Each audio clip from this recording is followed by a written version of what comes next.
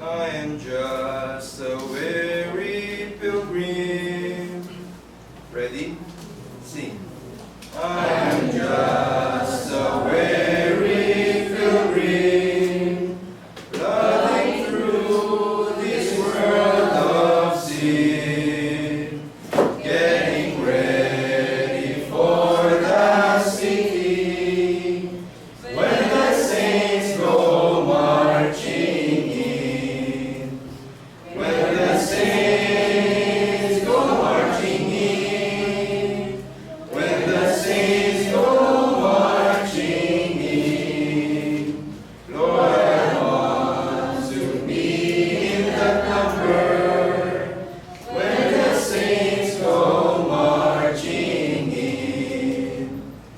If I will see the Savior, a new life I must begin.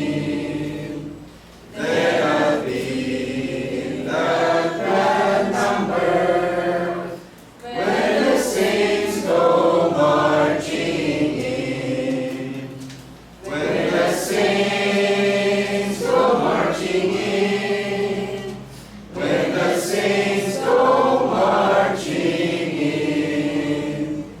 Lord, I want to be in that number, when the saints go marching in. I'll follow my Redeemer in the steps where He has been. Thus I know that He will call me, when the saints go marching in. When the saints go marching in. When the saints go marching in. Lord, I want to be in that number, when the saints go marching in. Tayo minuwayaw. There I'll see the Savior, who redeemed my soul from sin. With extended hands He'll greet me, when the saints go marching in. When the saints go marching in. When the saints go marching in. Lord, I want to be in that number, when the saints go marching in. Tayo po ay manalangin. Namin natin ang presensya ng Panginoon at salamat. Ang banal na lubang mga kapurihan sa lahat, muli ay papasalamat kami, Ama, sapagkat nandito kami sa iyong harapan na nagkatipon-tipon at nagsimpan upang ikaw ay aming pasalamatan, sambahin at lalahanin ang iyong katakadaan, Ama.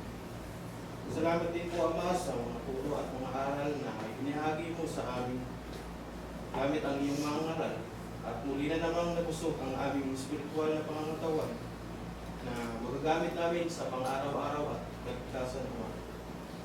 Ama, salamat din po sa buhay at kalakasan na iyong binigay sa umagang ito upang kami ay magpatuloy sa pananambahan. At dalangin namin, Ama, na patuloy niyo kaming gabayan at pagkaingatan sa aming pag-uwi at sa kanya-kanyang tahanan. Gayon din naman, Ama, ang aming mga kapatid na hindi nakasamba sa araw na ito at sa anumang kadahilanan.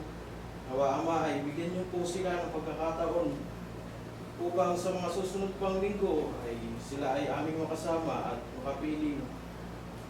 Gayon din naman, Ama, ang mga kapatid na nakakaramdam ng at sa mga may karamdaman, ipuin niyo po sila ng iyong mapagpalang kamay at dalangin namin, Ama, ang kanilang agarang paghilom nang sa gayon sa mga susunod pang linggo ay sila ay aming makasama at makapakinig ng iyong mga salita. Ama, nandito kami sa iyong harapan upang itaas ang aming mga tinig at ikaw ay at humingi ng kapatawaran sa aming mga pagkakasala tulad ng gawa ng sanlibutan, Ama. Nawa, Ama, ang bawat isa sa amin ay magsisi at maituwid gamit ang inyong mga aral at maisunod sa inyong kagustuhan lamang, Ama. Dalangin po namin, Ama, na patuloy niyo kaming gabayan at pagkaingatan sa lahat ng oras. At dalangin din po namin na humupa ang kaguluhang nangyayari sa mundo. Pati namin, Ama, na hindi niyo po kami pababayaan at patuloy kaming mananalig sa inyo, Ama. Dalangin din po namin, Ama, ay patuloy na manaig ang pagmamahal sa bawat isa na gaya ng iyong kagustuhan. Nawa, Ama, ay patuloy niyo kaming pagyamanin ang bawat isa sa amin, hindi lang sa makamundong bagay, kundi maging sa espiritual na pangangatawan. Nawa, Ama, ang lahat ng aming ginawa sa umagang ito ay iyong kinalulugod. At ito lamang po ang samot namin dalangin sa ngalan ito na anak na si Kristo Jesus, ngayon pa kayo